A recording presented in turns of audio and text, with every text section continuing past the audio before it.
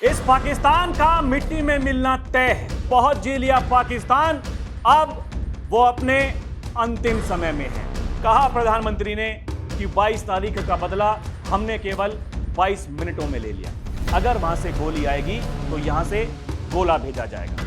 वो कह रहे हैं ये मरेगा पाकिस्तान, ये सड़ेगा पाकिस्तान, क्योंकि उनकी नियत ही ऐसी है। ये नया भारत है, किसी को छेड़ता नहीं, कोई छेड़ता है तो फिर किसी को छोड़ता नहीं। दर्शकों नमस्कार, जय हिंद। डीएनपी इंडिया देख रहे हैं आप, मैं हूं आपके साथ राहुल चौधरी। इस पाकिस्तान का मिट्टी में मिलना तय है। यह पाकिस्तान एक विकृति है जिसकी नियति मरना है, सड़ना है। पाकिस्तान अब अपनी अंतिम सांसें ले रहा है और 75 सालों से बहुत जी लिया पाकिस्तान, अब वो अपने अंतिम समय में है। अगर ऐसा कह रहे हैं देश के प्रधानमंत्री मोदी और उत्तर प्रदेश के मुख्यमंत्री योगी आदित्यनाथ, तो इसमें किसी को कोई शक नहीं होना चाहिए। दर्शकों, वो लोग जो भारत में रहने वाले ऐसे लोग हैं जो काफी मायूस हैं और वो अपनी सरकार से ये सवाल पूछ रहे हैं कि आखिर ऐसा क्या हुआ कि एकदम अंतिम समय में जाकर के, जब पाकिस्तान का अंत इतना करीब था, हम रुक गए। ये सवाल अभी भी बहुत से लोगों के जहन में बना हुआ है। हालांकि इसको लेकर देखिए अपने अपने तर्क हैं। एक तरफ अगर प्रधानमंत्री मोदी कह रहे हैं कि हमारा सपना विकसित भारत का है और उसके लिए जो हमने समय वो तय कर रखा है 2047 तक का, हम उसी अनुसार काम कर रहे हैं। अगर लंबा युद्ध होता तो निश्चित तौर पर इससे काफी नुकसान हमारी अर्थव्यवस्था को भी पहुंचता।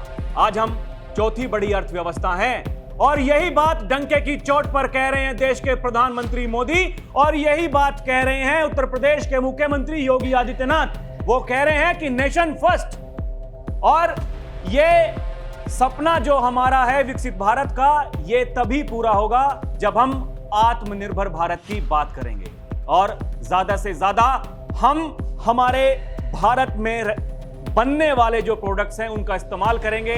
और कहा प्रधानमंत्री मोदी ने कि अब हमारी ताकत इतनी बड़ी हो चुकी है कि जो भारत में बनने वाले प्रोडक्ट्स हैं उनकी मांग पूरी दुनिया में है। वो भले ही सैन्य उपकरण हो या फिर जो डेली लाइफ में यूज करने वाले जो प्रोडक्ट्स हैं, या फिर वो हो। मतलब बिल्कुल साफ है दर्शकों, और ये अपने आप में काफी कुछ मायने रखती हैं ये तस्वीरें जो इस समय आप मेरे पीछे देख रहे हैं। प्रधानमंत्री मोदी 2 दिनों के गुजरात दौरे पर हैं। वो सुबह वडोदरा गए, उसके बाद में दाहोद गए जहां उन्होंने जनसभा को संबोधित किया और एक बार फिर से पाकिस्तान को खुले मंच से चेतावनी दी और पूरी दुनिया को एक संदेश दिया, ये नया भारत है।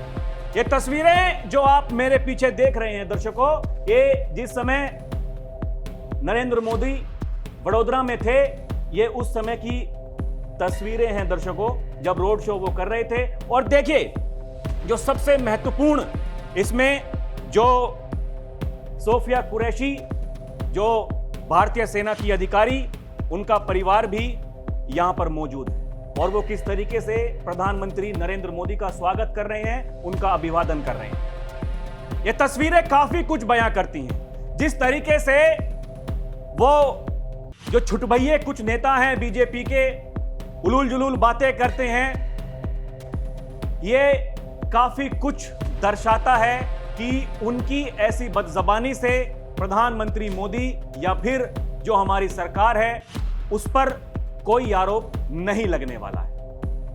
हमारी सेना के जो अधिकारी हैं, उनके परिवार वाले, वो देश के प्रधानमंत्री पर यकीन करते हैं। अगर देखिए ये तस्वीरें जिस तरीके से आप देख सकते हैं, या तो उनके भाई हों या फिर उनकी बहन हो और जो अन्य उनके परिवारजन हैं, ये सभी आपको इसमें दिखाई दे रहे होंगे। ये एक बड़ा संदेश उन लोगों के लिए भी है जिन्होंने एक माहौल बनाया हुआ है कि बीजेपी आखिर क्या कर रही है, प्रधानमंत्री आखिर क्या कर रहे हैं। ये समझना पड़ेगा दर्शकों कि ऐसे छुटभइये नेता जो इस तरह की बयानबाजी करते हैं, ये उन्हें भी समझना पड़ेगा कि आप अगर ऐसी बयानबाजी करके सुर्खियों में बने रहने के लिए आप ये सब कर रहे हैं तो आपको भी समझदार होना पड़ेगा। एक तरफ देश के प्रधानमंत्री हैं जो कहते हैं कि मुझे 11 साल हो गए देश का प्रधानमंत्री बने हुए और मैं वही काम कर रहा हूं जिसके लिए आपने मुझे चुन करके भेजा है, कह रहे हैं प्रधानमंत्री। और आज जो कुछ उन्होंने कहा अपने संबोधन में, बहुत बड़ी बातें उन्होंने कही दर्शकों, और ऐसा उनका कहना है कि आतंकवादियों ने 140 करोड़ भारतीयों को चुनौती दी थी, इसलिए मोदी ने वही किया जिसके लिए देशवासियों ने मुझे प्रधान सेवक की जिम्मेदारी दी है। इसके अलावा कहते हैं पीएम कि मोदी ने अपनी तीनों सेनाओं को खुली छूट दी और हमारे शूरवीरों ने वो कर दिखाया जो दुनिया ने पिछले कई दशकों से नहीं देखा था। हमने सीमा पार चल रहे 9 आतंकी ठिकानों को ढूंढ निकाला और 22 तारीख को उन्होंने जो खेल खेला था, 6 तारीख की रात को 22 मिनट में हमने उन्हें मिट्टी में मिला दिया। जिस तरीके से पहलगाम नरसंहार के बाद देश के प्रधानमंत्री मोदी ने कहा था कि इन आतंकवादियों को ढूंढ ढूंढ कर बाहर निकालेंगे, इनको मिट्टी में मिला देंगे, इनके आकाओं को मिट्टी में मिला देंगे, कहा प्रधानमंत्री ने कि 22 तारीख का बदला हमने केवल 22 मिनटों में ले लिया। इसके अलावा कहते हैं प्रधानमंत्री मोदी कि यह क्षेत्र मां भारती की मानवता की रक्षा के लिए हमारे तप और त्याग को दर्शाता है। सोचिए, जम्मू कश्मीर के पहलगाम में आतंकवादियों ने जो कुछ किया, क्या भारत चुप बैठ सकता था? क्या मोदी चुप बैठ सकता था? उनका कहना है कि यह केवल शुरुआत है, ऑपरेशन सिंदूर अभी जारी है। उनका कहना है कि अगर कोई हमारी बहनों के सिंदूर को मिटाएगा तो उसका भी मिटना तय है।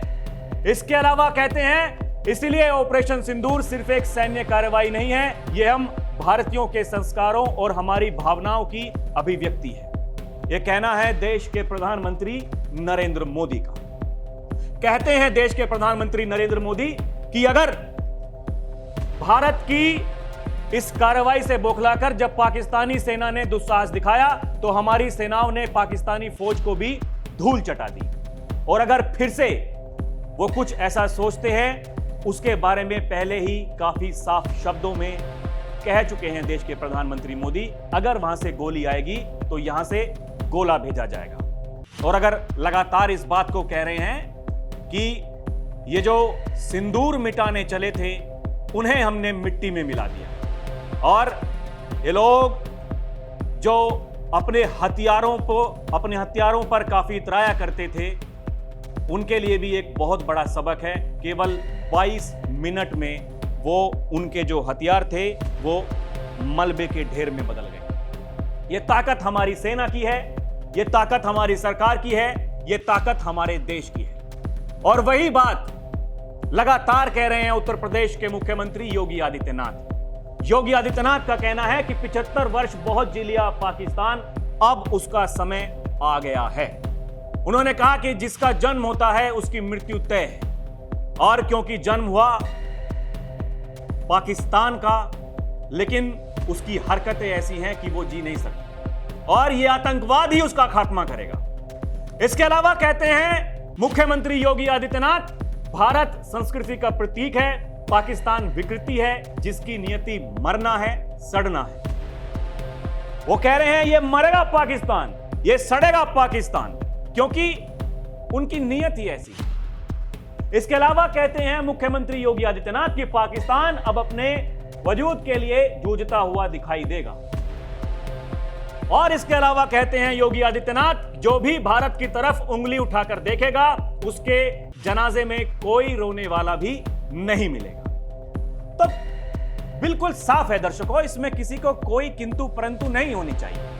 अगर देश के प्रधानमंत्री और जिन्हें कहा जाता है उत्तर प्रदेश के मुख्यमंत्री जो योगी आदित्यनाथ हैं, अगर उन्हें जो कहा जाता है कि भाई अगर वो कुछ कहते हैं तो फिर वो करते हैं, यह बिल्कुल साफ है। क्योंकि जिस तरीके से हम लगातार ये कहते आ रहे हैं कि हमारे टारगेट पर केवल आतंकवादी हैं, लेकिन अगर पाकिस्तानी सेना ये दुस्साहस फिर से दिखाती है और हमारे सैन्य ठिकानों या फिर जो हमारी मासूम जनता है उसको टारगेट करने की कोशिश करती है, तो इस बार पाकिस्तान का मिट्टी में मिलना तय है।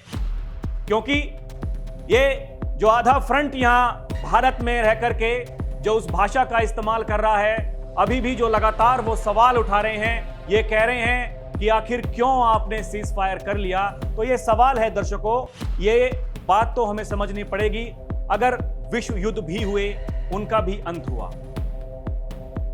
एक तरफ रूस और यूक्रेन लगातार 2.5-3 सालों से लड़ रहे हैं और अभी पता नहीं वो युद्ध कब तक चलेगा।